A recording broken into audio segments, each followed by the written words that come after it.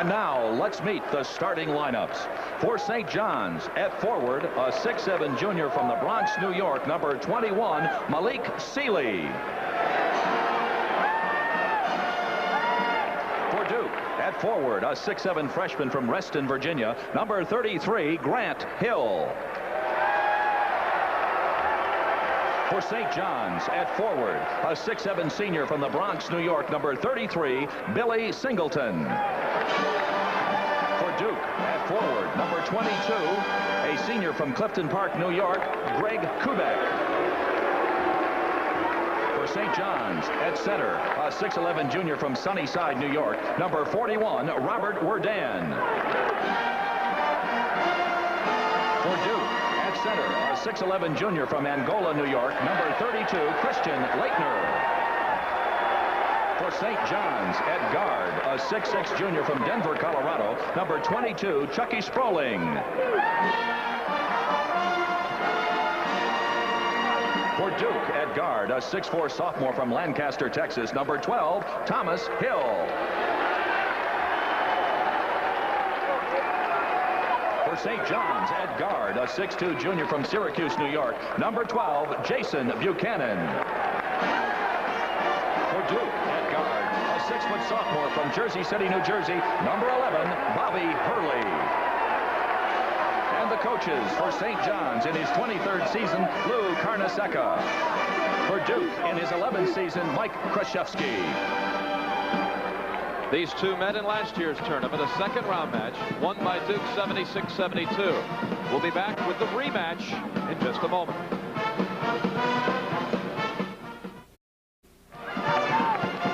Here's how they got to the regional final. St. John's by 7 over Northern Illinois. An 8-point win over Texas, and then a blowout of the Buckeyes.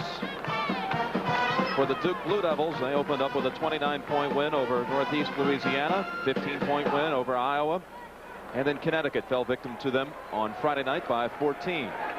The officials, Dave Libby from San Diego, California, Tim Higgins from Ramsey, New Jersey, Rich Ballesteros from San Francisco. The alternate, George Evans from Selma, Alabama.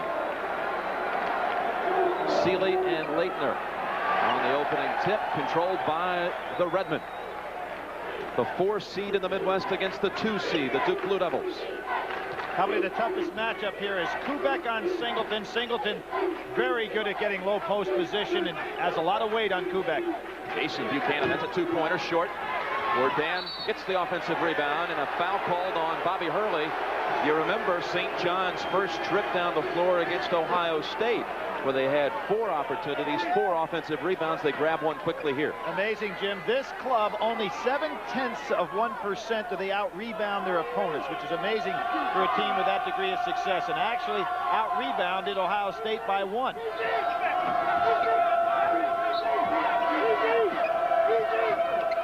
In the lane to Sealy, right over Hill. Hill got a hand on it. Now, when you say right over Hill, very few people are quick enough off the floor as Hill is to guard Sealy's jumper. Kubek missing the 2, and Sealy with the rebound. Snaps it out to Buchanan. He'll reset, get it inside to Werdann. Chucky Sproling, he's had a hot hand in the tournament, but this time he throws it away. Jim, remember in the Ohio State games, Sproling tried to feed the low post by putting that spin on the ball? It's really not a good pass to feed the post man.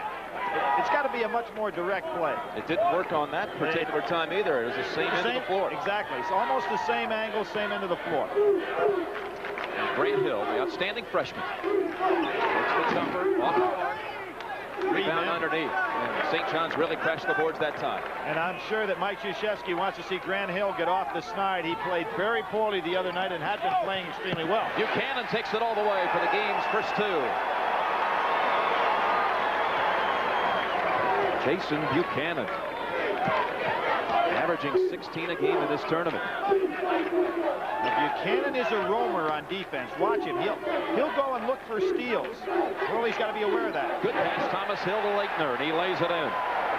Laettner was 0 for 7 last year in the game against St. John's. A game carried by Duke by their old veterans, Ricky Henderson and Abdel Nabi.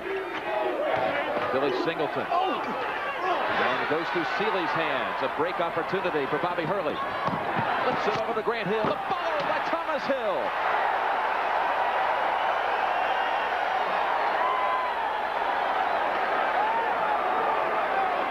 Good dish by Hurley, waiting to the last minute to get it to Grant Hill. Hill still looking for that basket. He's really struggling. Chucky Spaulding with a three.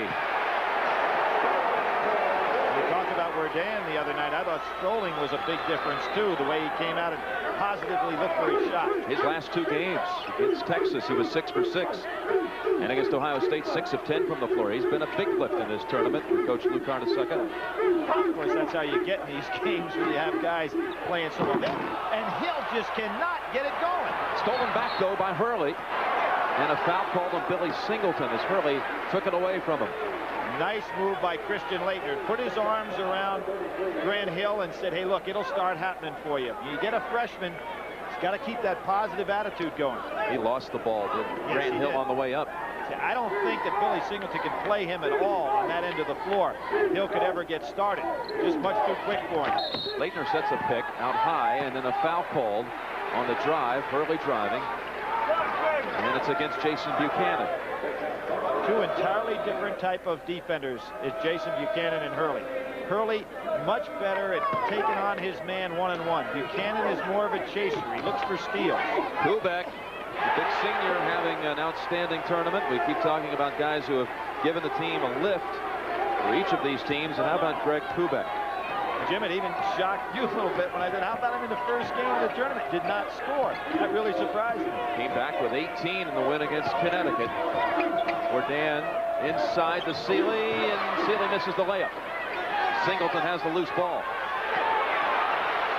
How about 3 seconds? How about a tie-up situation? They didn't call that either.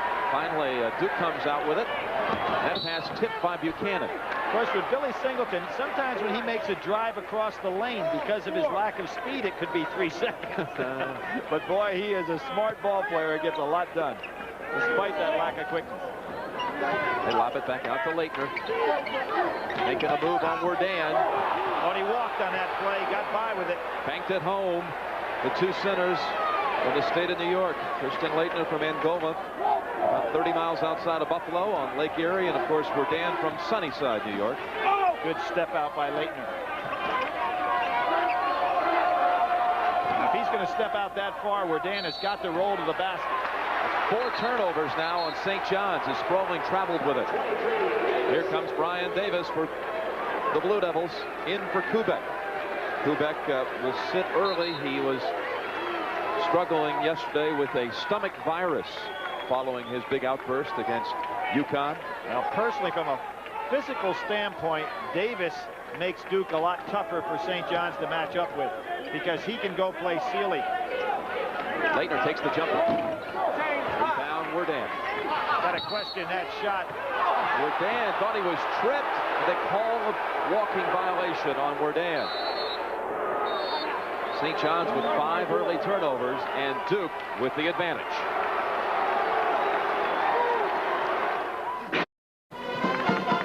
Back in the Silverdome, Duke with the early lead. You know, contrary to what you might think, St. John's would rather be playing Duke today than Connecticut, even though they beat the Huskies twice during the regular season. Assistant coach Ron Rutledge told me just before the game that they feel mentally prepared better to face Duke, and that's because this is a new season and Duke provides a new challenge. Jim? That's a law. Laettner with the left hand, and they call it this time, Billy. Christian Laettner looking for his shot early on, and you know, Duke was having very good success just running their offense, getting some easy shots. I think Christian Laettner taking some bad ones the last 2 times down the floor.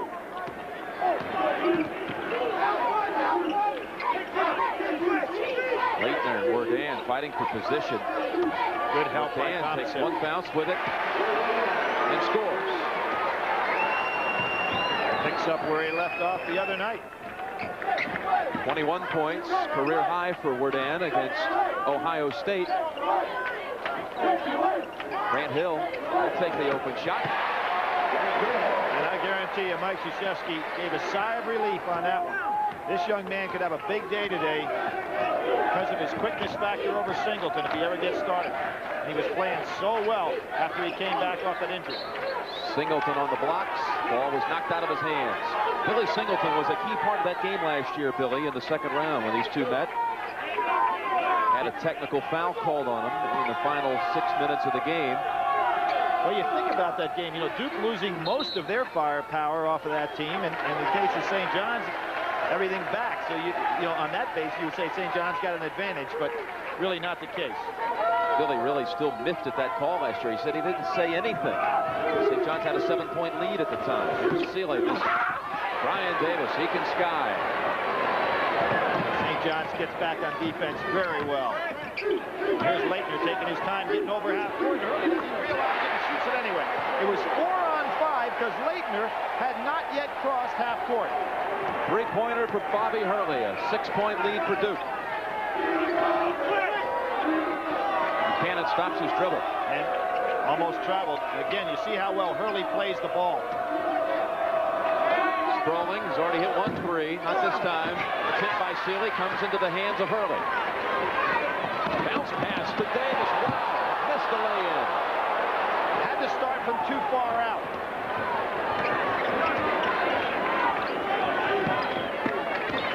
Singleton. Power move. Uses that body so well down inside, and then he extends away. Just doesn't let the shot blocker get to him. All 5 Duke starters have scored in this game, and Kubek is on the bench, replaced by Brian Davis. Interesting clear-out situation for Grant Hill that time. Didn't take advantage of it. Hurley again. Werdann with the easy rebound. I think Duke is surprisingly looking to take some shots quickly before their offense could take advantage of it. Thomas Hill came down court, reached in, got the steal from behind. Behind the back, off the hands of Buchanan. Now Kubek, Crawford Palmer, and Bill McCaffrey come in. 3 subs for the Blue Devils, replacing Grant Hill, Thomas Hill, and Christian Laettner.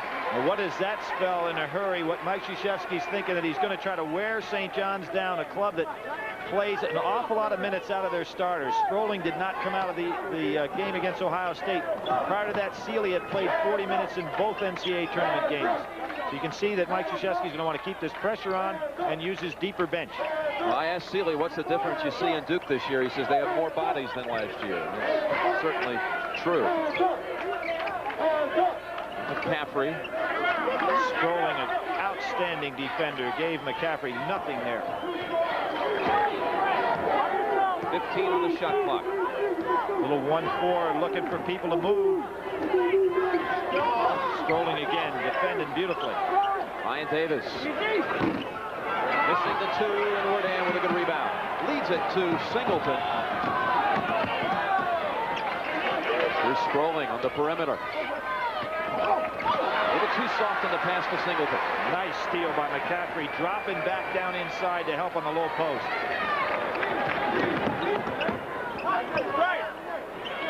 Hurley's beating Buchanan on the dribble, as opposed to the other way around on the other end. I think he can drive on Buchanan and dish. Here he's driving. There he is. The ball is stripped, but a foul on the hands by Buchanan. That's 2 on Buchanan now, and the 3rd team foul on St. John's.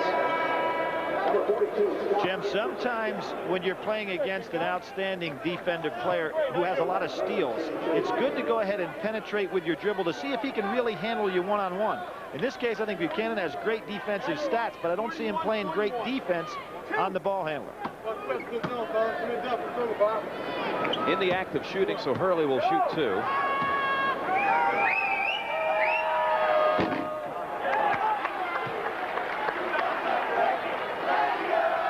Werdann has had some nagging injuries with the leg. Now you can see taped up heavily there.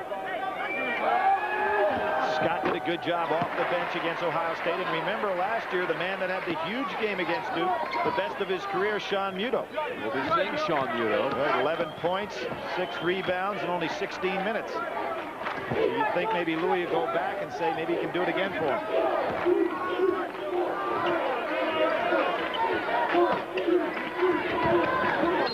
Buchanan called for offensive, and that's 3 on Buchanan. You cannot guard a dribbler any better than what Bobby Hurley did right there. Magnificent footwork.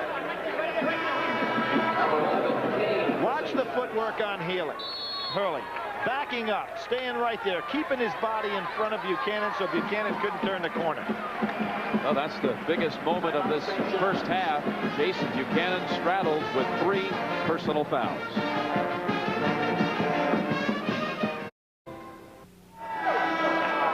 Got a lot of basketball for you next Saturday. The Final Four show, noon Eastern, hosted by Andrea Joyce, and the women's Final Four will follow. And then Pat O'Brien will host things from Indianapolis. With Singleton trying to save it, and he does, to Sealy. You see how quick Sproling was to go ahead and make McCaffrey's shot a tough one. That pass too strong by David Kane, who has come in now for Buchanan.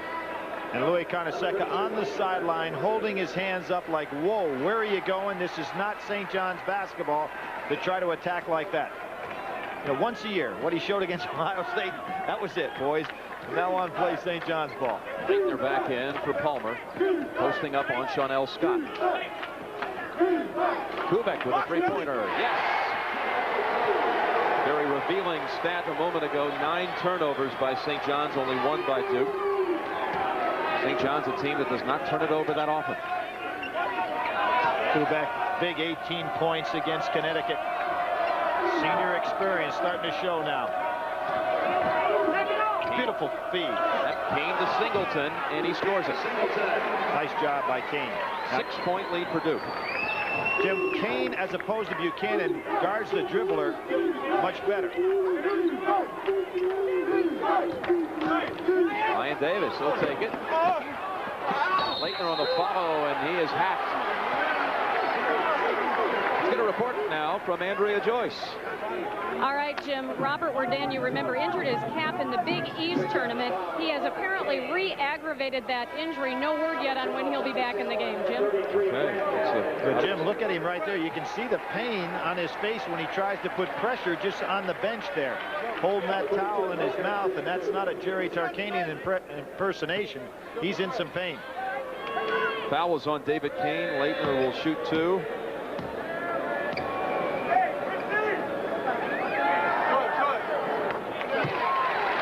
ACC, of course, led the league in field goal percentage and already named 2nd team All-America this year. Christian Laettner averaging 20 a game.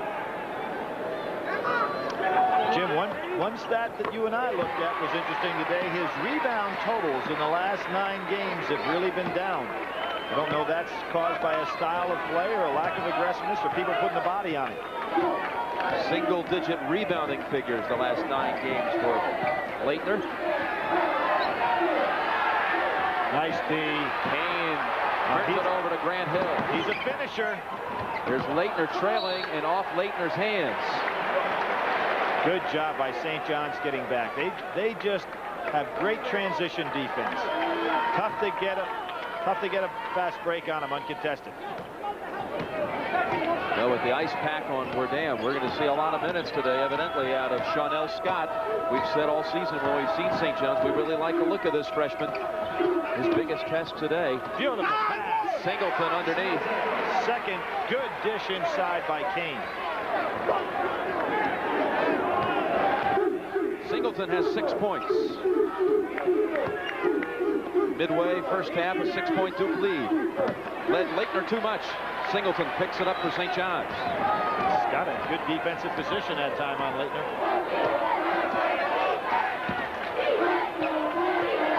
Sealy now. He wants the shot. He makes it.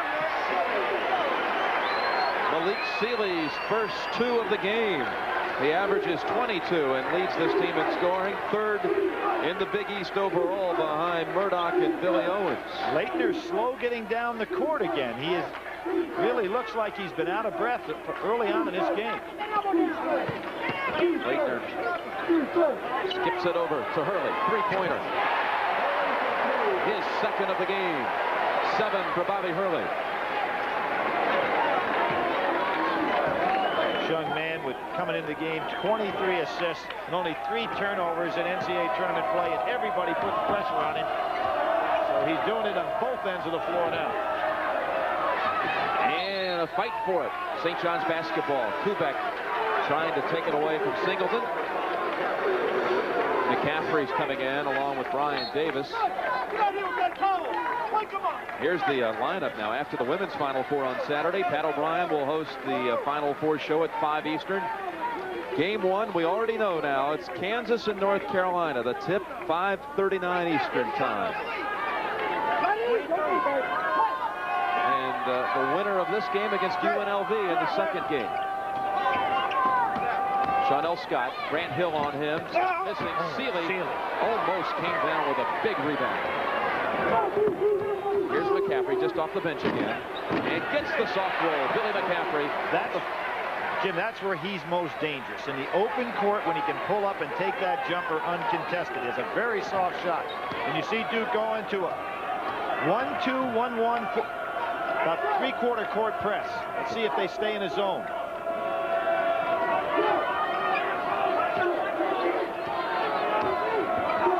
Chucky Sprawling in the corner to Singleton. Lobs it too high over Scott. McCaffrey saved it to the wrong man. And Hurley runs it down in the corner. They'll run the middle. On the wing to Davis. Davis, what a great play. They just will not allow Duke to get that uncontested fast break. And here comes Werdann in, but he is really limping. He's limping noticeably now as he comes in for Chanel Scott. Might be that Louis is just going to try to test that leg for a minute or two to see if he, before it all tightens up on him. He's guarding Grant Hill. Hill ought to take it. Hurley, another three. Young man from St. Anthony's is having a game. And you got to remember, Jason Buchanan, who was going to be his major singular opponent today, is sitting on the bench with 3 fouls. Double-digit lead for Duke. Trying to pave a path back to the Final Four. A tradition unlike any other. The Masters on C.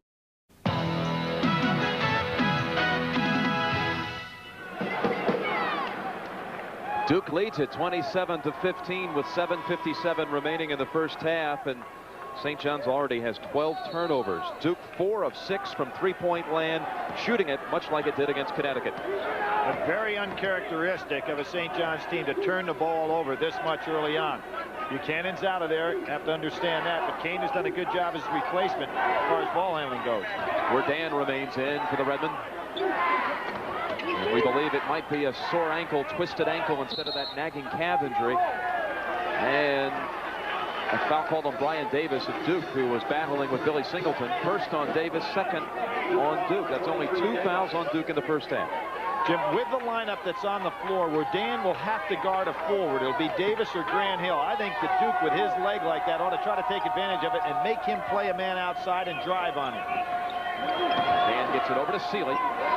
Pretty good recovery by Thomas Hill there. I thought Sealy would put it up. Here's Kane now. And Werdann with a follow. Good play by the man off the bench with the injury. And Duke extremely small on the floor right now. You see Laettner getting ready to come back in the game. See, Werdann is on Grant Hill. Be smart for Hill to take him. Oh, here, see what they did right away. They went to a 1-4, put Grant Hill on Werdann. No way Werdann could stay with him. And they find McCaffrey in the corner. Too strong for the jumper. Let's get a report from Andrea Joyce. Lou Carnesecca's message to his team is patience. Don't try to come back all at once. Just chip away at this Duke lead and don't try to force it. He'd also like to see his players step up the defense, Jim. All right, Andrea, and we see now Christian Laettner comes in for Duke, replacing Davis, his roommate, who sits with 2 fouls. Laettner also is capable of stepping out, as we saw against Shaquille O'Neal and among other people, where he can step out and take a big man one-on-one. St. John's picks their offense up much higher now, trying to get some back cuts. Scrolling. Look at Kane in there. Just too small to get the rebound away from Grant Hill. McCaffrey setting up for the jumper. The 2. And Sealy with another rebound. That's 5 rebounds for Malik Sealy. He's not getting his points, but getting the rebounds today. Being well guarded by Thomas Hill so far in this contest. But he'll get his. He leads the team in points, rebounds, and minutes, and there's a over-aggressive play by Bobby Hurley, his second personal foul, 4 on Duke. With 6:14 to go, Mike Krzyzewski does not want to see him pick up his third. He feels he has a big advantage here. With Buchanan's got 3. He wants to make sure that Hurley doesn't end the first half in the same shape. So Brian Davis is back in. We'll see a lot of ball handling, I'm sure, by Grant Hill. Exactly. Grant Hill will move to the back court. But he's been a little unsteady with his game. Be a pretty good guy to press. St. John's, 5 on the floor. Missing the 1 starter, Jason Buchanan, who has 3 fouls. Singleton, Werdann, Sproling, and Sealy. Seeing action.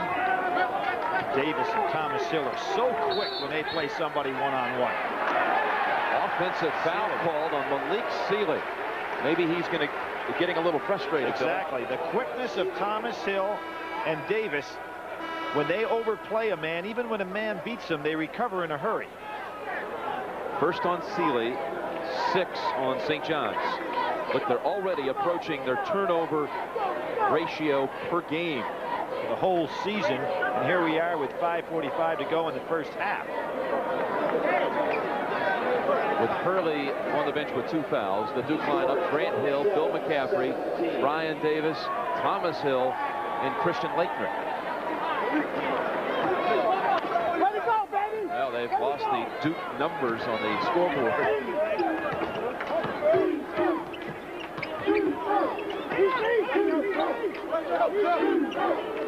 It's one way of playing a team, not knowing how many points they have. Just play all out, right? Nice play by Sealy, helping out. We're at the Silverdome in Pontiac, Michigan, the site of the Midwest Regional Final. Jim Nance, Billy Packer, and Andrea Joyce. 1988 Midwest Regional was here, won by Kansas on its way to the national championship. Danny Manning and that team advanced from here. Hill loses the handle, but on the follow-up, Brian Davis. Yes, he gets fouled on the reach-in. It was a lucky play for Duke. And again, Grant Hill just not able to control the ball on the dribble. Shaping up as an excellent Final Four as 3 teams are all set for Indianapolis. North Carolina and Kansas, which will be the first game in the national semifinals. UNLV advancing with a win over Seton Hall last night. And we'll play the winner of this game. It could be a Duke-UNLV rematch from last year's championship game. Jim, one of the things in watching that game earlier today, some poetic justice. King Rice hitting the big foul shots down the wire. A young man that was booed by his own fans earlier in the year against Connecticut. It's great to see him have that success. And also Mark Maker, putting on one of the great shows in NCAA in a long, long time. And remember what happened to him the last time on that floor. Yes. So he can go out with his head up. His career back in '88 had taken a sinister turn in a regional final against this very same Duke team. They're off and running. Here's Grant Hill. From Laettner, dunk time for Duke. Takes a couple of those to make you feel comfortable. Laettner helping out, getting the assist. And Hill so much quicker than Singleton. Singleton's got to get down in the low box with him. When he steps out, Hill has a big advantage. And there he is. Foul away from the action called against Billy Singleton, his second. And here's the previous trip down the floor, the steal. Good hit ahead, and Grant Hill makes the catch, finishes off.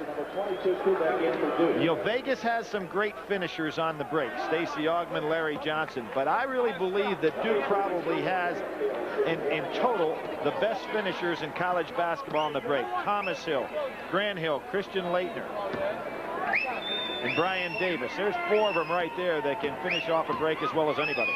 1-1 for Grant Hill. By the way, now 15 turnovers on St. John's, and 7 of them go against Billy Singleton. Well, he's having a problem in regard to quickness. That's why I think he ought to stay down on the low blocks and not come out and expose that lack of quickness. Duke with its largest lead, 31-17, 4:39 before the half.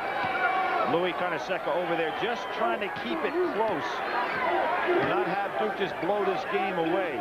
Figures maybe get Buchanan back in the game. Jim, you got to think about something. 6-foul rule in the Big East. Buchanan would not be on the bench playing in that regular season situation. His replacement, David Kane, scores the bucket. Spin move by McCaffrey. Sets himself free for the jumper. He can make that one all day long, going towards the basket in the open court area. 4 points for Billy McCaffrey. Key here for St. John's, get the ball down in the low post. Whether it be Sealy or whether it be Werdann, they've got to get it down inside. Scrolling, lobs it over Hill to Sealy.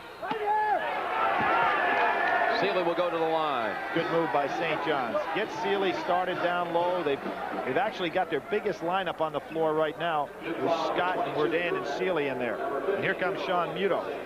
Here's the guy we talked about earlier, had such a big game against Duke last year. His career game, he's a senior from Mechanicsburg, Pennsylvania, but he had 10 rebounds in the game against Duke last year. Lou Carnesecca taking Werdann out, and I wonder if he's going to take him down with his trainer. He's talking to him now on the sidelines, realizing Robert just in a lot of pain. Young man had the game of his career just a night ago here. Sealy for 2. And again, over there, they are working on both the ankle and the calf. He's unlacing the Snickers. One more for Sealy. These are the first free throws of the game for St. John's. 1 of 2 for Sealy. One of the other things with Werdann out of the lineup, he became in the Ohio State game the leading shot blocker in St. John's history, so they're going to lose that aspect of his game as well. Eclipsed the previous mark of Wayne McCoy. Timeout on the court. Duke by 13. There's Trixie Hicks. Back at the Silverdome, where Duke has rolled out to a comfortable lead here in the first half. St. John center Robert Werdann, as you can see, is out of the game. He's in a lot of pain with that re-injured calf injury, and they're putting ice on it right now and just playing it by ear and just taking it a few minutes at a time. But as you can see, Jim and Billy, he's in a lot of pain. Sean Muto is in there now at center, along with Shawnell Scott. Baseliner short. Sealy usually deadly on that shot. Good hands by Scott. Laettner was ready to go on the break with that pass and just didn't concentrate on the catch. Sealy now spinning around to get the shot. Hurley snaps it out to McCaffrey. He'll work on Keene behind the back. Sealy flies high, but McCaffrey scores anyway. Excellent use of behind the back dribble by McCaffrey. The only way he could have gotten to the basket that time. Now a new largest lead figure of this game, 15-point lead. Double teaming Scott. Scrolling. Short. Rebound McCaffrey. Hurley racing. Laettner flying through and a foul call. Jim, if I were Louis Carnesecca right now, and we'll see that dribble that I talked about McCaffrey, the only way he can get to the hoop here, because Kane has got him cut off, was to put it behind his back, left hand to right, then waits for Sealy to go over the top. Well executed. They tell me that McCaffrey got a lot stronger last year. Can't prove it by me. No, you look at him. I said to his teammates, I said, I've been wanting to say that all season, but I look at him, you just don't believe that figure. Says he put on about 15 pounds. Before the summer, he could only bench press 135, and they increased that figure almost by 100 pounds. Well, you know, the young man was off to a tremendous year this year until he sprained that ankle in the Michigan game, and it really put him back. He's getting a lot more playing time now in the tournament. You mentioned the other day about his brother being an All-American football player and one of the great wide receivers. Of course, he has a sister who plays basketball for Georgetown, so very athletic family. Sister Monica and brother Ed, who could be a #1 draft pick next month when the NFL draft. You know. By Thomas Hill. Taking away what was one of the great moments for Sean Muto. I don't know what Christian Laettner was thinking about. I mean, he was going in the other direction. St. John shoots to his right. But how about the quickness by Thomas Hill? David Kane dumps it into Muto. And a foul called on Kubek. Watch Sean Muto try to mute the Duke defense. Thomas Hill just takes off here and smacks it down. You know, they list him at 6'4". I think he's bigger than 6'4", but he is one of the quicker leapers around. I was making a point, Jim, if you're Louis Carnesecca right now, you'd almost like your team to not shoot the ball quickly. Try to get in. and not let this game be a 20-point halftime situation. Just try to get into halftime without it getting away from you completely. Grant Hill in for Kubek. Muto will shoot 2.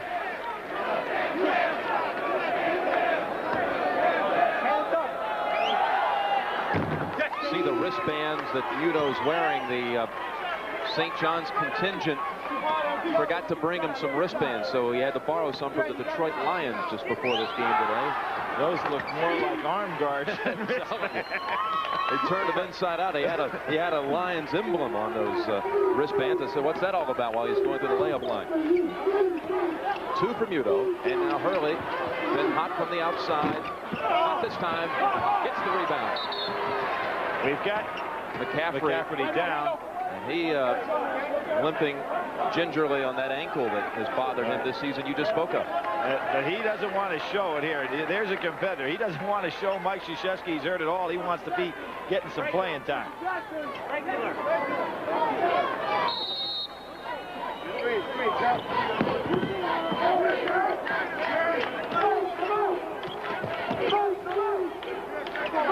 .145 left in the half. Duke by 15. Good defense by Sealy. Thomas Hill can usually beat a man with that pump fake. 3-pointer Thomas. It was all solid defense by Sealy. Chanel Scott with the rebound, and Payne brings it up for St. John's. Made Hill take a shot that he didn't want. Now Sealy, jumper, yes. And Malik Sealy now with 5. You know, he does something that Bernard King does so well, and that is shoot the jumper on the way up. Such a hard technique to develop, and he's got it down solid. Hurley, wide. Another 3 for Bobby Hurley. 13 for Hurley, 4 from three-point land. You got to wonder about the shot selection there. Bobby Hurley's big three-point game, he had 6 of them against NC State this year, 5 against Maryland, so he's capable. Here's a steal. Hurley now will race against Kane. Grant Hill comes in, but Hurley wisely brings it back, and Duke will hold it before the half. Waiting on his teammate Christian Laettner to come over half court. Coming up at halftime, Pat O'Brien, Mike Krzyzewski, and Quinn Buckner will talk with Jerry Tarkanian, who will play the winner of this game today, the national semifinals. Jim, one point I'd like to make about Lou Carnesecca. His team adjusted so beautifully to play Ohio State, did a lot of things different than what was expected. They only had 1 day to get ready for Duke, and obviously it wasn't enough. Thomas Hill right before the half. Laettner doesn't know why he touched that ball. That was offensive goaltending with 3.8 seconds remaining in the half. I'm not sure that wasn't going to eventually find its way in the bottom of the cylinder, even without the help. Yeah, Thomas Hill wanted that. Let's see it up here. Oh, it might have come out. I don't know. Sealy banks it home. Score it, a 2 for Sealy.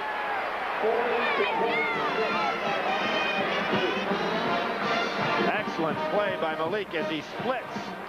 Hey, why is that just 2? His feet had not landed in 2-point territory. No, I think that's a 3. Well, they scored a 2. That's the end of the first half with the score. Duke 40 and St. John's 26. Let's look at it again. I realize he went a long way here, but I believe he started outside the line. Without question. That's a 3. Now, I realize, look at where he landed. He landed 3 or 4 feet inside the line, but when he took off, without question, that was a 3-point play. Scored as a 2, however, 40-26, Duke. And CBS Sports exclusive coverage of the NCAA Basketball Championship will continue after this message and a word from your local station. CBS Sports exclusive coverage of the NCAA Basketball Championship Regional Final Game is sponsored by Delta Airlines. We love to fly, and it shows. MCI, friends and family, the people you talk to the most now cost the least. And by Nike, who reminds you to just do it. Look like a genie. I'm granting you just one wish. What should I wish for? Do you know? $1 million? Nah, Pack. They went back in the locker room and they did credit St. John's with a 3-point shot. Basically what it came down to was a miscommunication between the officials. One of them had that as a 2. The other one is at 3. They talked about it. The score is now 40-27, Jim. And one last look at it, as Mike Krzyzewski was incredulous to the score being changed at halftime. He talked with the officials, but clearly Sealy took off in 3-point territory and scored a 3. It's a 13-point lead as we begin the second half. Jim, that may be a 1-point problem, but the thing that is a huge problem, if I'm St. John's, they got 1 point back on the board, but I do not see Robert Werdann in the arena at this time. Sean Muto's in for him at the moment. Jason Buchanan's also back in the lineup with 3 fouls. Thomas Hill gets it back outside. Kubek takes the 3. Rebound, Thomas Hill, but over the back. Over the back on Thomas Hill. His first 16 first half turnovers for St. John's. Hurley's scoring, outscoring the entire backcourt for St. John's. 13 points for Hurley, 8 for Sealy, leads the way for St. John's. Sproling with the jumper. Jim, you see Mike Krzyzewski working the officials very hard. Oh, that's a walk, but what a pass. Mike Krzyzewski's going to work these officials really hard now at the start of this second half. You figure when you have something like that happen, even if the refs were right, you want to stay on their case for a while. Nice strategy on his part. He wants them to know, hey guys, I want you to be real sharp in his second half, particularly early on. From the baseline, he was bumped by Hill. That's 2 quick ones in the second half on Thomas Hill. There's that old defensive move of hitting a guy in the elbow, and you can see that Sealy's shot came up way short. Sealy goes to the line. Another stat, Jim, that we talked about the other night that, of course, is added to. When Duke leads at halftime, and they have it 27 games this year, there are 27-0. How about when they're not leading at the half this year? They were 2-7. That's right. One more for Sealy.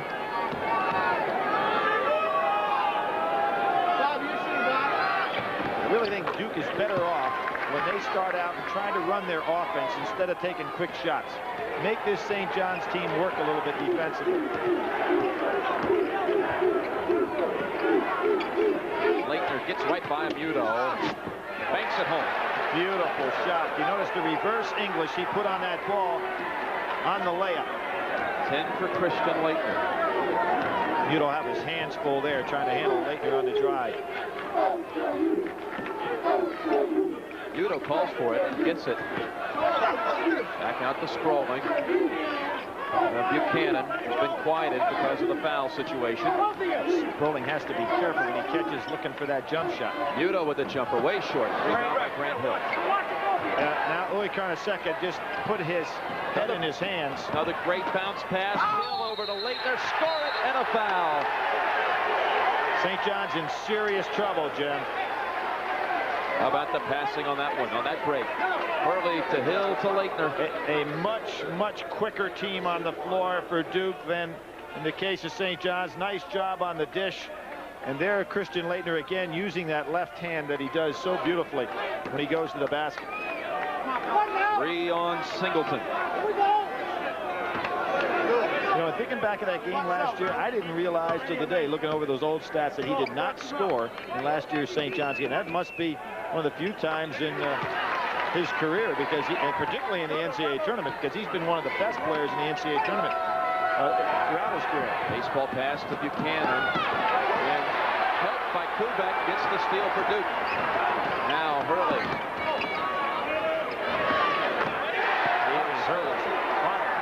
He is 5 for 7 in the game from the floor. 15 points for Hurley. Talked about him being beat out for all conference by Corsiani and Monroe, among others. He is both fire and ice today. Largest lead of the game for Duke. 19-point lead. Oh, beautiful defense. Oh, he lost it. You know what he was looking to do? He was looking to go ahead and throw the lob to Laettner.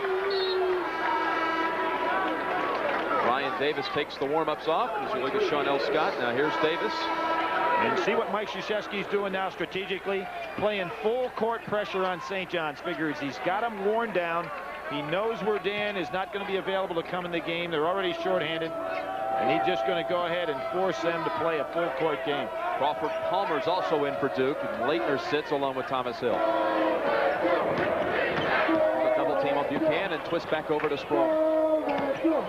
The last 5 years, Krzyzewski 23-5 in NCAA tournament play. Here's a steal. This is one of the reasons why he's got the strategy and the players. Hill will go to the line. Udo fouled him.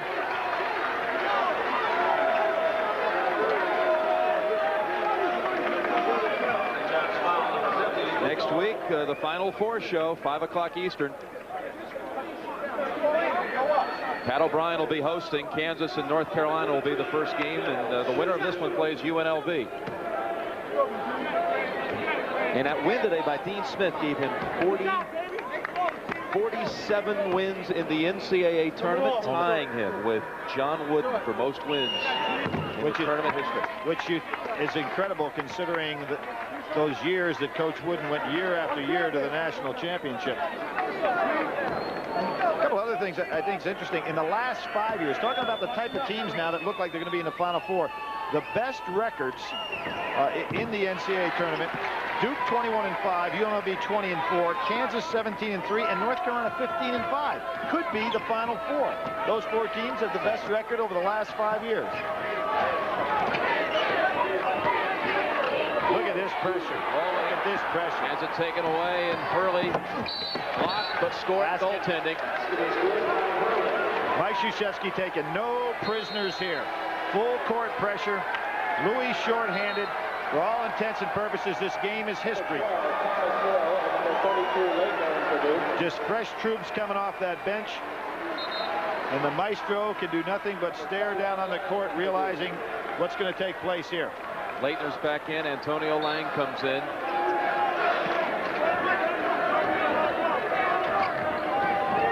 You say put this one away? Yes, this game, from a standpoint of who will be the winner, has been decided. And this is only 17 minutes to go. That's Paul scrolling short, and the rebound by Davis.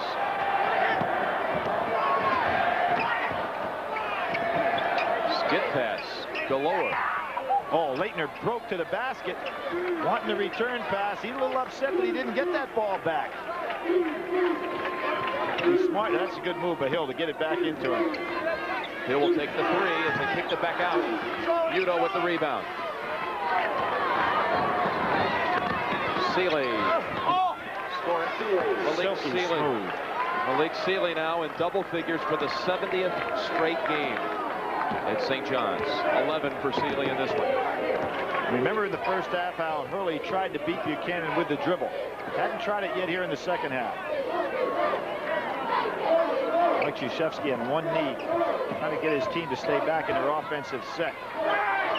Antonio Lang hollered for it, got it, and then Trout turned it over. You know what's happening right now to Duke? They're so anxious to put this away that they haven't been able to run the half-court offense very patiently. 20-point lead, fast break points in this game. Duke has 20, St. John's 2. There's an 18-point advantage. Well, St. John's not much of a fast-breaking team in any circumstances until we saw him go against Ohio State's press the other night. Sealy,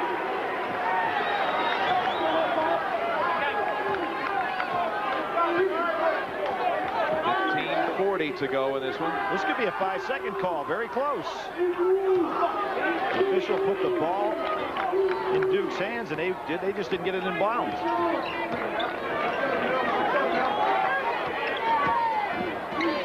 Davis and a steal.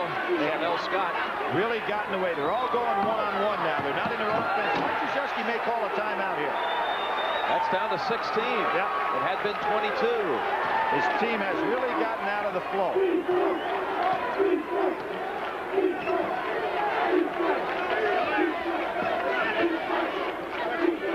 Laettner wants it with 3 men on him. Taken away. Jason Buchanan. He's got guys beside him. Here's Sproling on a wing. Short. But the follow. And there's a empty trip for St. John's, although keep possession. Well, that's one they really needed. 2 easy putbacks for Sproling. It'll be St. John's basketball when we come back. Number 10, Mullen in for St. John's. Limping from the locker room, Robert Werdann heading back to the St. John's bench after re-injuring calf injury earlier in the first half. Terrence Mullen in the game. Of course, his brother helped lead St. John's to the last Final Four in '85. Buchanan, tough shot. Laettner with the rebound. Sealy has all 7 St. John's points in the half. Move back short. See, I think Duke, very bad shot selection during this run the last couple of minutes. Had a chance to salt the game away, and now are trying to bury him too quickly. Oh, Grant Hill trying to make the steal. Let's get the report from Andrea Joyce. All right, Jim, as you just saw, Robert Werdann did come back out to the court. I talked to Dr. Irving Glick, and he says that the injury isn't as bad as it was the first time, but obviously Robert's still in a lot of pain. He can put a little bit of weight on it, but certainly isn't going to play anymore. Back to you guys. Sealy misses, and St. John's missing on its last 4 shots. So the lead stays at 16.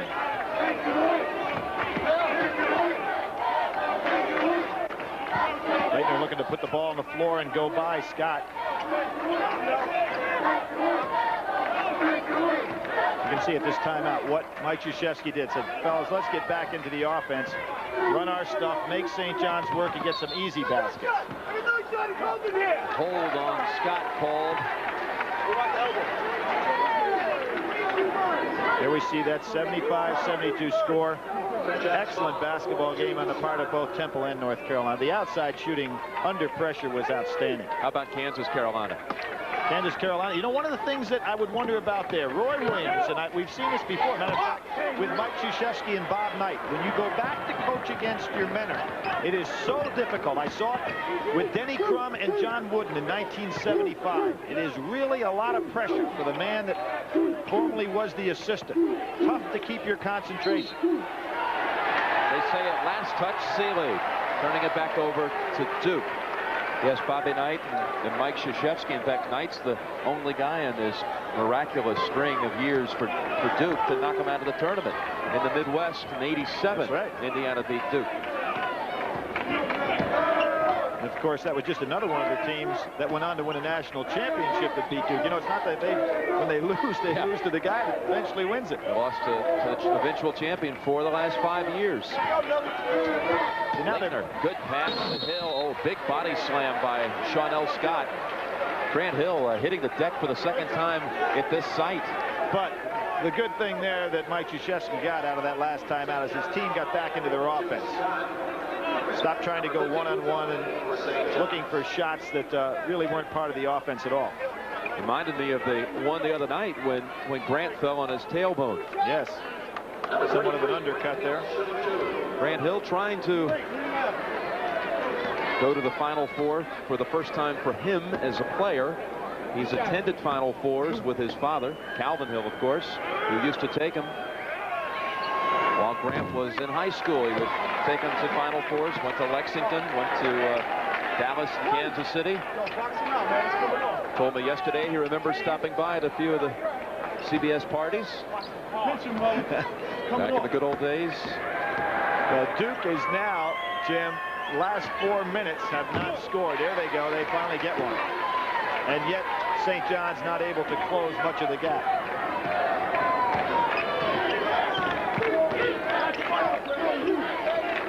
There's Terrence Mullen handing it back to Buchanan on the baseline. Sealy. Good step out by Sealy on the double low post. Hill just couldn't get out to him. And you go back to that 3-point basket at the end of the half. Sealy now has scored the last 12 points for St. John's. And here he goes again. How about 14? Yep. How about it? With style. Well, Grant Hill having all kinds of problems. You can see when a young player without experience gets down on his shooting, the rest of his game tends to go as well. And he has got to get himself mentally back into it. Early short. Kubek on the follow. Rebound right in his hands, and he puts it back in. But Duke is somewhat lucky in this stretch. being completely outplayed by St. John's. 7 for Kubek. Ryan Davis is ready to check in along with Thomas Hill.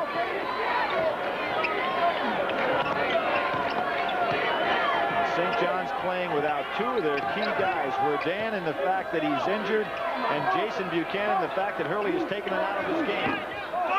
Buchanan missing, back to the rim, and it's going against Muto. Crashing the boards and into the back, 3 on Muto. 11:38 left in this regional final with Indianapolis on the line.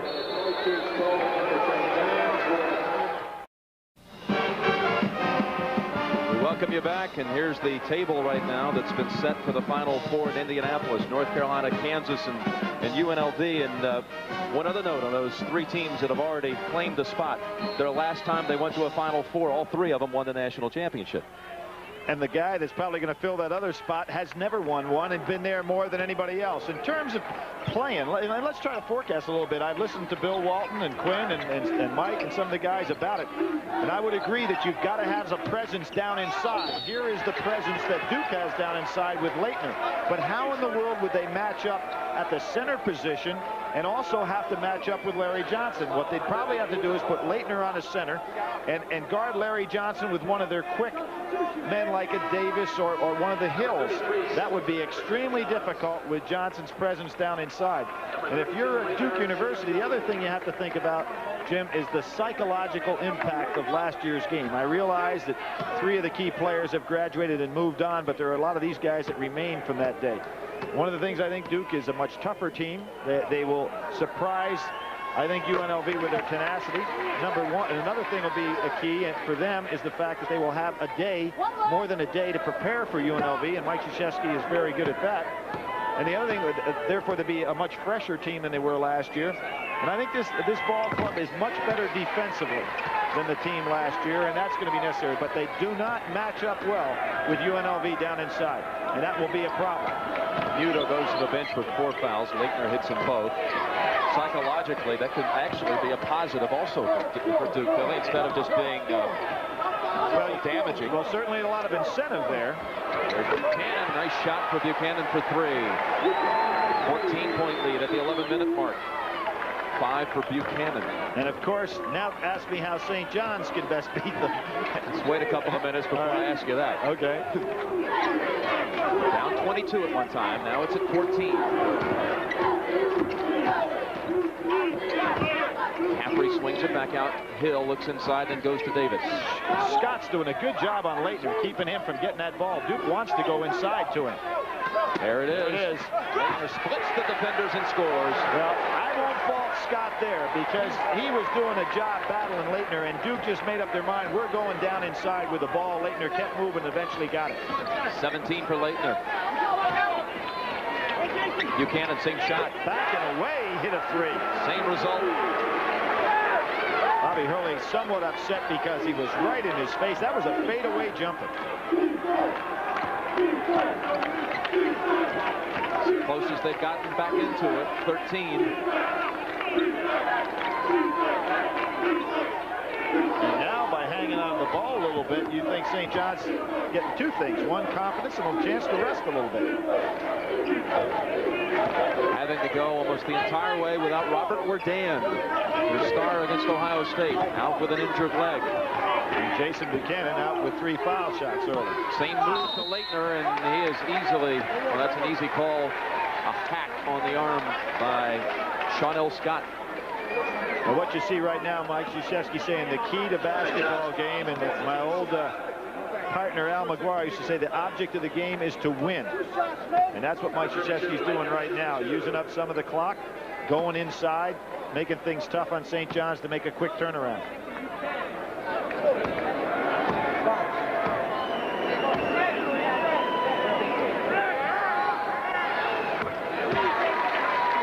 There's something interesting, Jim, about this fella. You hear everybody talk. Why does everybody say, I wonder if Kenny Anderson is going pro? Nobody ever says, I wonder if Christian Laettner is going pro. I mean, you're talking about a lottery pick here. Well, there's certain guys that just the subject never is broached. And Exactly. same thing with Malik Sealy. Exactly.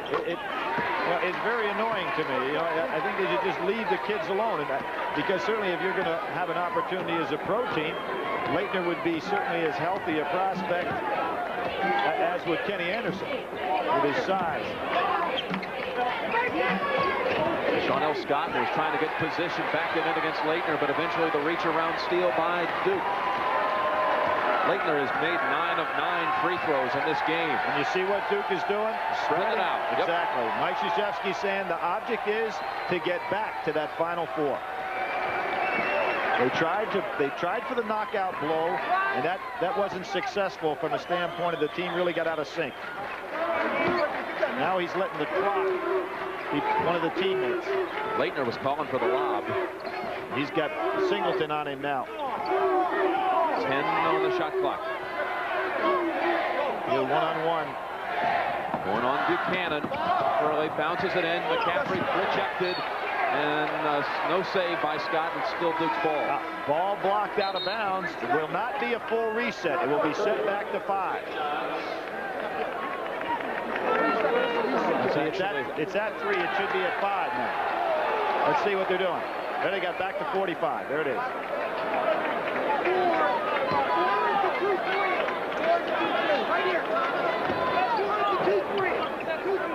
Duke trying to prove there's no place like Dome. They wanted the Metrodome, now here at the Silver Dome, and then would head to the Hoosier Dome. Davis looking at it.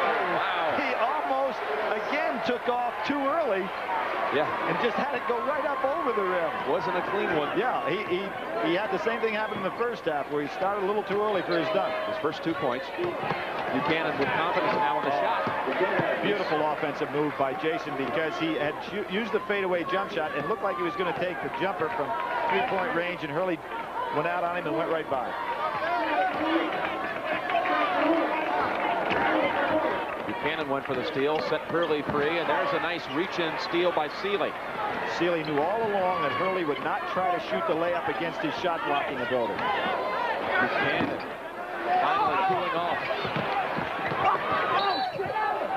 And that's going to Duke. Now, one of the things that's happening here is that St. John's is sending 5 men to the board, so Duke ought to be able to get a break going. 7:38 away from a rematch at the Final Four. A tradition unlike any other. The Masters on CBS. Hi, my name is Mike. This is a story about me and my friends. Like my mom, she's a wonderful mother. And my dad, he is one cool dude. That's my teacher. She is the best. Mike's a super kid. Mike is very brilliant, outspoken. That's my friend Tracy.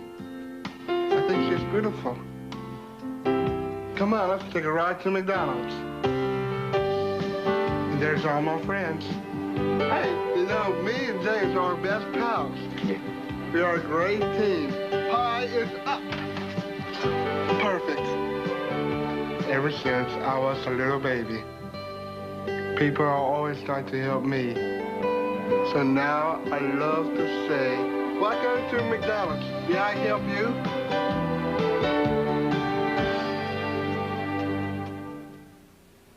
When it came to redefining the word luxury, it wasn't a Webster.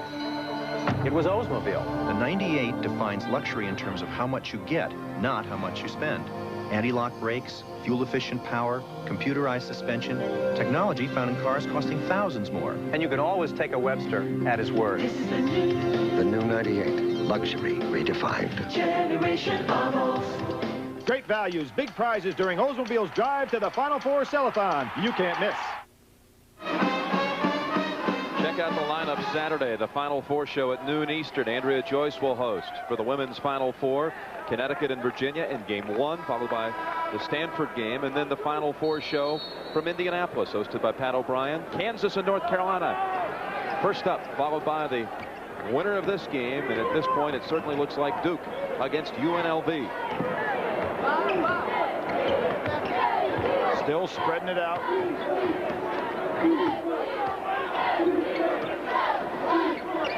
Oh, Chucky Strolling read it. It comes right around Hurley almost to get the steal again. Lou Carnesecca still working over there. Felt that Hurley might have fouled Sproling. Not the case. Shot clock down to 23 here. Game clock at 7:15. Jim, it'll be interesting to see the next time St. John's puts up a shot. They're crashing 5 men to the board. I'll be anxious to see if Duke breaks somebody long.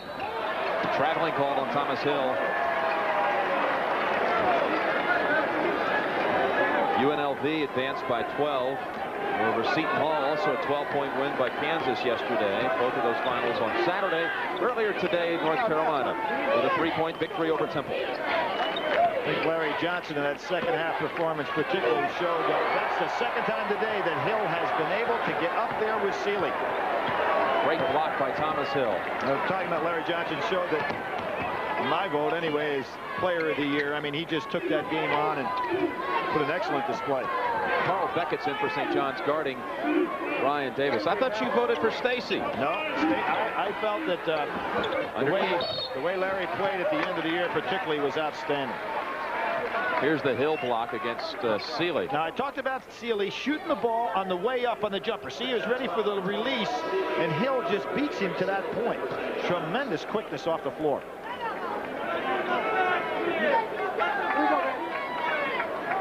Here we go, Red. 2 shots, Red. Let's go, Red. Mike Krzyzewski trying to find out who Sealy is guarding. 2 shots. Ryan Davis will shoot 2. He talked about the away game at Wake Forest in February really being the turning point for Duke. The Devils lost in that one. They said we had no focus.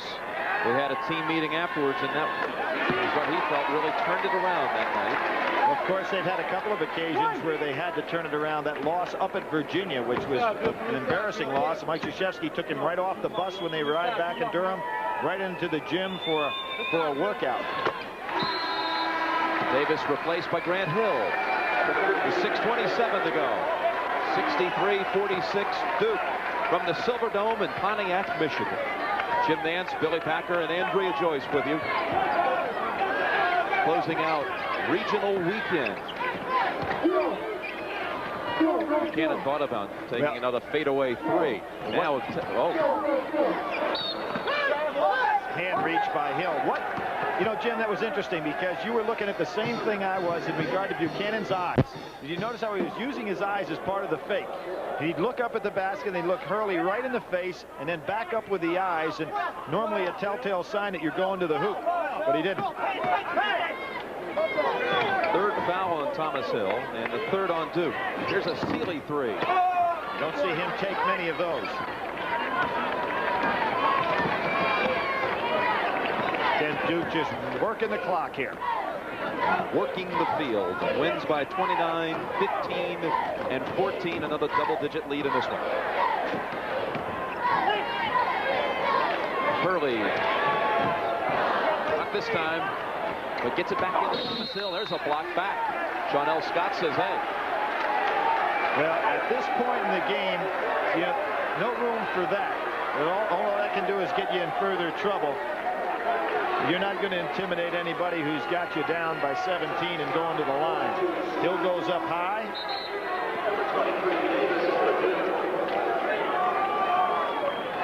That'll put Hill on the line for 2. You just talked about Larry Johnson as we see Sergio Luke check in for Malik Sealy. Start feeling old. I played against this young man's father at the University of Florida. Father Cliff Luke, an outstanding player, had a great career in Europe. Later went over and coached in Spain up until this year.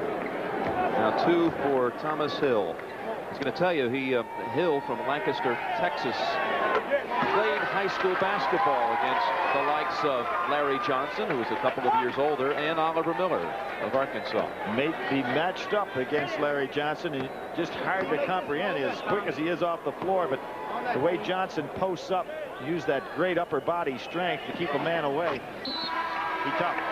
They replace the shooter as Kubek comes in for Thomas Hill, and Crawford Palmer at the last moment gets in for Laettner. And the Duke Invitational is what? A week away, huh? 5 out of 6 and 4 in a row. And yet to ever win that national championship. Vic Bubers took them there 3 times, Bill Foster once, and now Mike. Singleton, good shot. And Duke has the record for most trips to the Final Four without a championship. They've been there 8 times without winning the title. Whistle on Chucky Sproling. 5:15 left in this game, 17-point lead for Duke. See, Chucky Sproling grew up in Denver, Colorado, and fell in love with the St. John's program the last time St. John's was in a regional final. 1985, the West Final was at Denver, McNichols Arena. Chucky went over, somehow got into the practice, watched the games. Maybe he knew Calvin Hill's father. He's been getting everybody else into things, as you mentioned earlier. McCaffrey comes in for Hurley. Great game by Hurley. Set the stage early on Jason Buchanan with his defense, and of course shot very well from the outside with those threes. Hurley leads Duke today in rebounding. What more can you ask? 7 rebounds with the 17 points. Grant Hill makes it. I'm going to tell you that Sproling went to that St. John's practice, went to the games.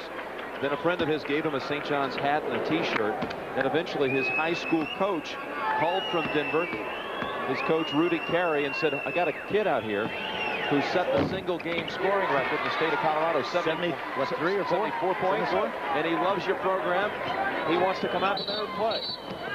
And Louis thought at that point he was getting a score and ended up with a defender. You know, Jim, we're talking about Duke at the Final Four. I think back in '63 with the great Art Heyman, Duke lost in the semifinals to Loyola. And in '64, Jeff Mullins was their leader, lost to UCLA. And then a game where I really thought that they would win the national championship, but they lost in the semifinals to Kentucky at Riley's Club. Here's Grant Hill. Let's see if he can finish this one. He will. Touchdown for Duke.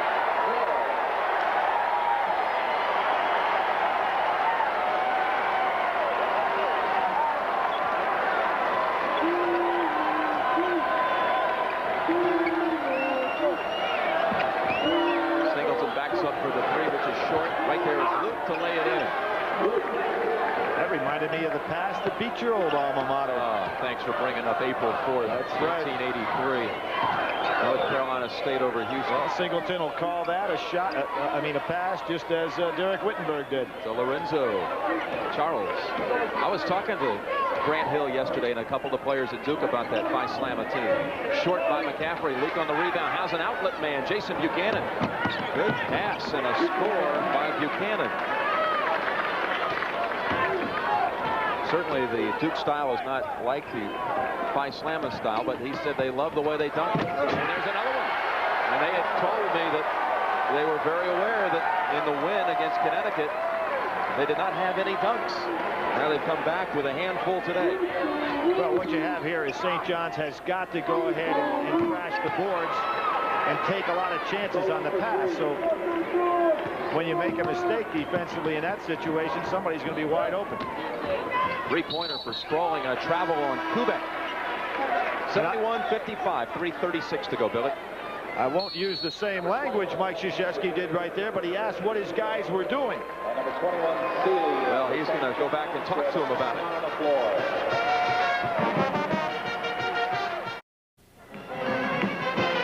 Jim Nance and Billy Packer, Andrea Joyce as well. Let's summarize. St. John's being outshot from the free throw line. Duke has 16 more points at the line, and Bobby Hurley, 17 points, 7 rebounds, only 1 turnover. That means he has 4 turnovers in 4 games in this tournament. Offensive foul called on Buchanan. Great step out by Crawford Palmer. You can see that the screen was set on Bobby Hurley. Nice teamwork there between both clubs talking to each other, and there's the great coach Lou Carnesecca. Terrific. At 66, picked up his 500th win this season. Got his team to the Final 8, which no one expected.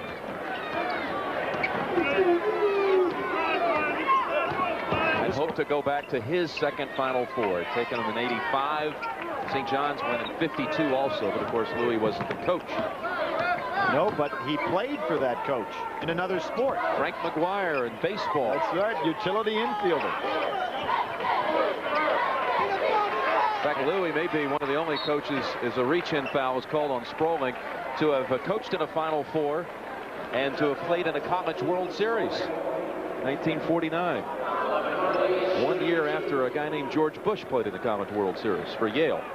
Tonight on CBS, 60 Minutes. Who knows how much money Saddam Hussein has hidden away? Well, 60 Minutes does. At least $10 billion stashed in 15 countries. Sounds like you, Billy. Tune in tonight. Evening Shade will follow, then CBS Sunday Movie, The Untouchables.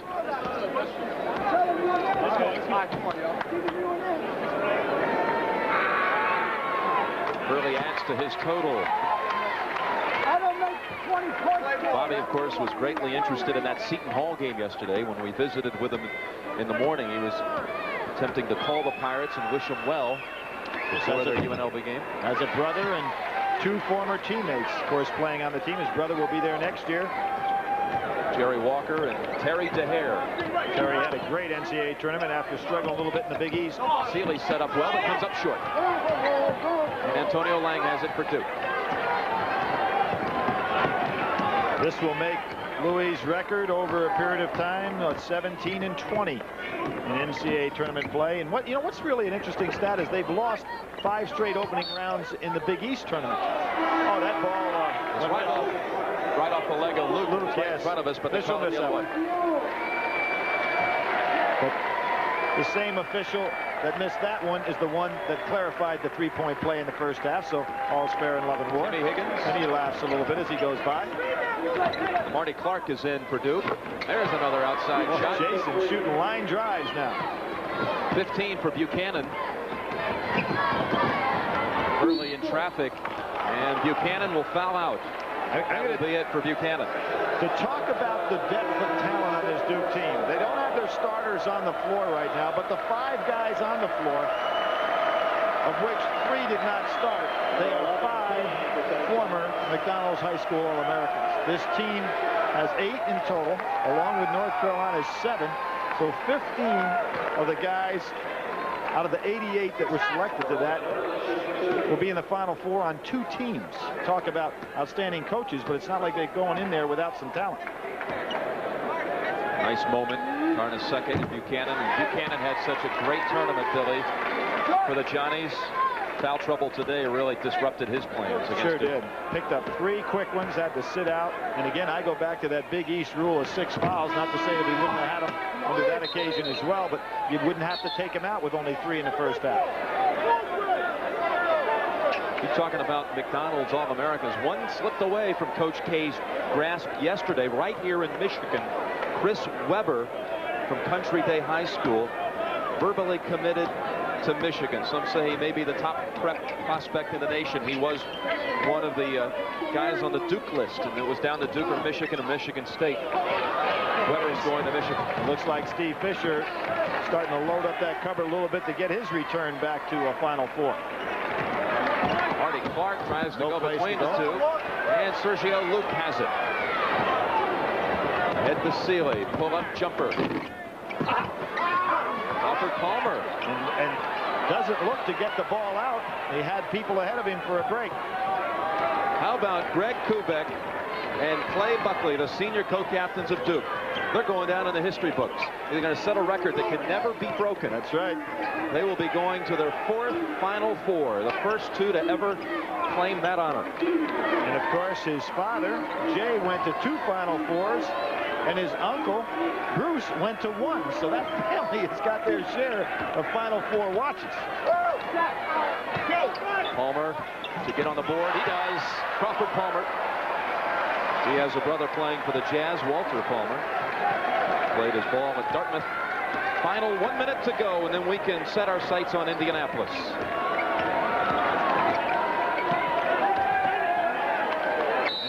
Timeout called by David Kane. Interesting timeout, and the reason may be that Louis wants to get all of his players to say that they played in an NCAA tournament game.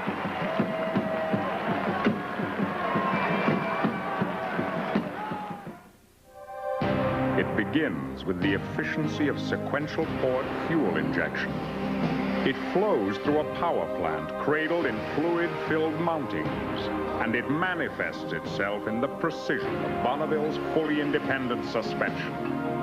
This is advanced technology you can feel. This is full-sized excitement from Pontiac. This is Bonneville.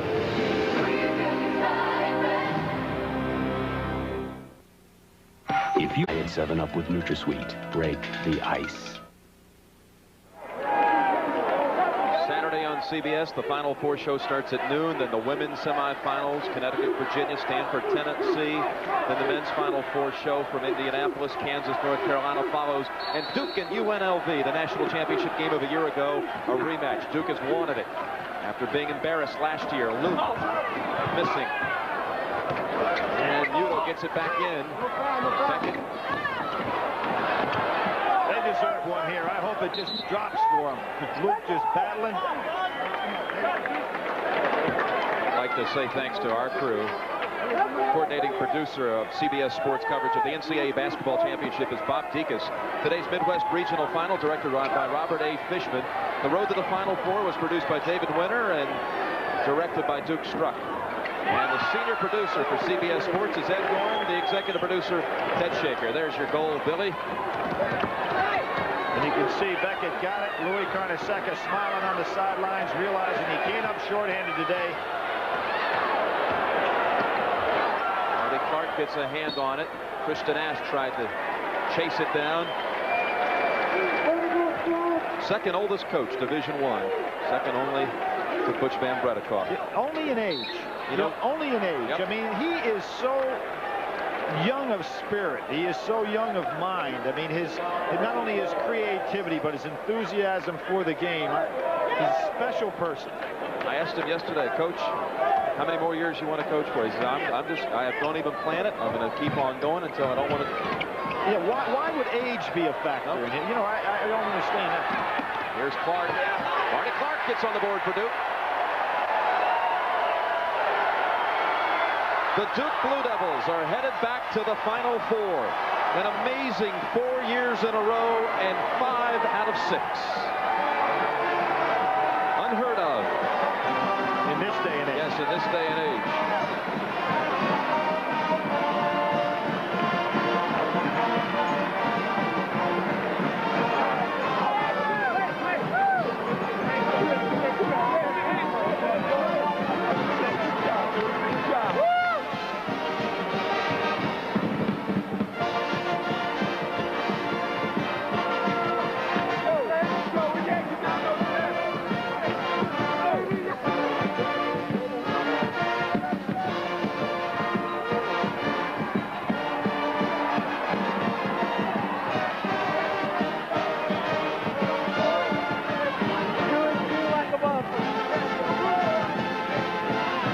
Final Four for the 9th time, Duke.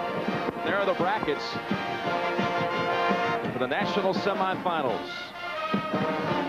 First time ever the Blue Devils advance to the Final Four out of a regional other than the East. The Chevrolet Most Valuable Players, Malik Sealy of St. John's and Bobby Hurley with a monster game for Duke. There was never a doubt. Duke with all double-digit victories in the Midwest, heading to Indianapolis. And right now, let's steer you back to New York and Pat O'Brien. All right, Jim Nance, thank you very much. See you in Indy, and they are celebrating up and down Tobacco Road, I guess. Well, everybody, tonight on CBS, stay tuned for the CBS News magazine, 60 Minutes. Who knows how much money Saddam Hussein has hidden away? 60 Minutes does. At least $10 billion stashed in 15 countries. 60 Minutes is next, except, of course, in the Pacific and Mountain time zones. Then it is Evening Shade, followed by the CBS Sunday movie, The Untouchables, starring Kevin Costner, Robert De Niro, Sean Connery, and the story of Al Capone's reign of terror and the men who risked their lives to end it. Well, we've nearly completed our odyssey to Indy.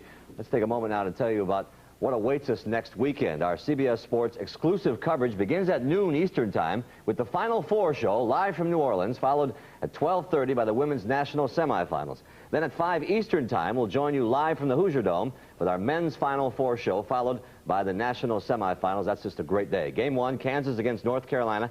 Tip time 5:39. Game 2, UNLV against Duke, the rematch. On Sunday, the women will play their national championship. We'll have that for you at 4 o'clock Eastern. And on Monday night, join us at 8:30 Eastern for a prelude to a championship, followed by the 1991 National Championship game. And no, there will not be a test on all that. And when we come back here, we'll have some post-game interviews from out in Pontiac, Michigan. Stay with us.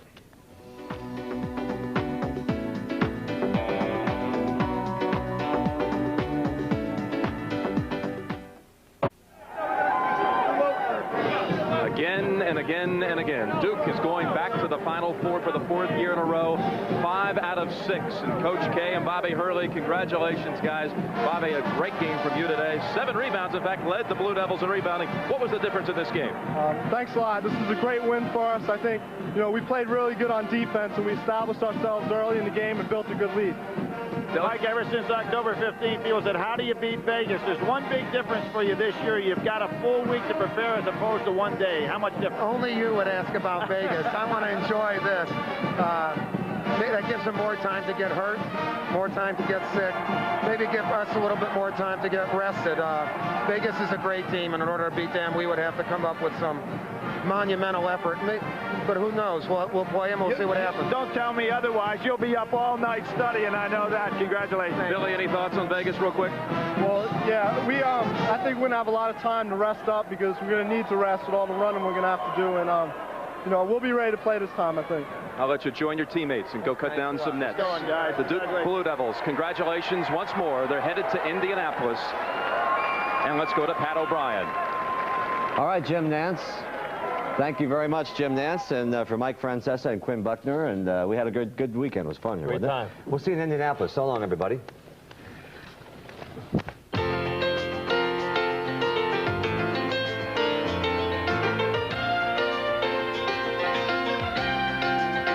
The ball is hit. You feel the touch tonight. The rhythm in your shot. And your step is light. The crowd goes wild. As much as known.